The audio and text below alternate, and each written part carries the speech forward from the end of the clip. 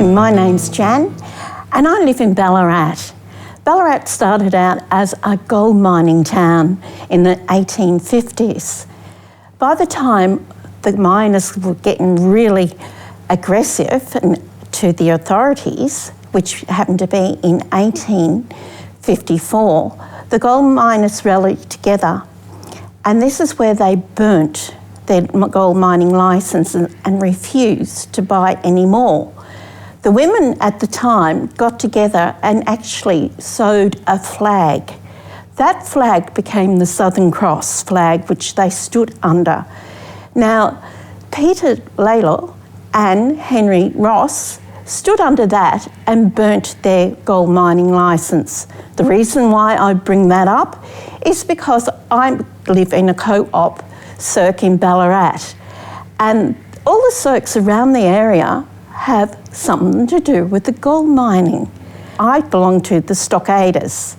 Now, the Stockaders is a wonderful cirque. We have about 20 houses and units combined in our cirque. The directors meet once a month, and then bi-monthly the general meeting is held. One of these wonderful slides is showing how they get together and work. And then afterwards, the whole general meeting combines everyone. Everyone has a say in the Stockaders, which is great. How did I get to know about this? Well, a friend of a friend, of course, told me all about the cirque and how she lived in a cirque house. And at the time I thought, oh, this sounds really good. This is going to give me the security I require in my life, because I can live in that house or unit all my life unless I did something wrong, not pay my rent.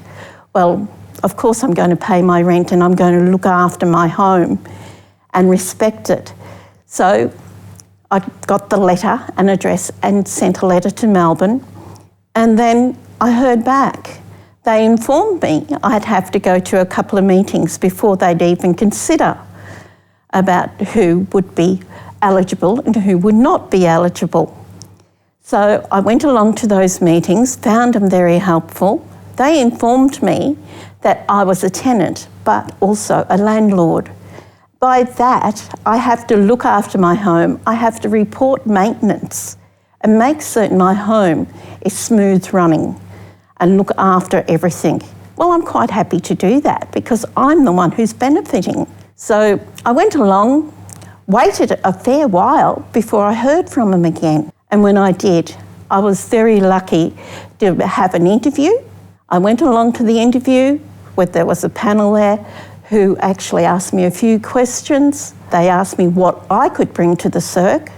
And luckily at the time, I'd been in a few community groups where I could be able to chair a meeting. I've also done treasury work. So I was apparently quite good for them, because now I'm actually the chair in my group, the Stockaders, and I quite happily do that. I go to the directors' meeting, of course, because I'm a director, and then I go to the general meeting, which I keep the meetings running very, very smooth. Now, when they accepted me into the cirque, they realised I had a disability.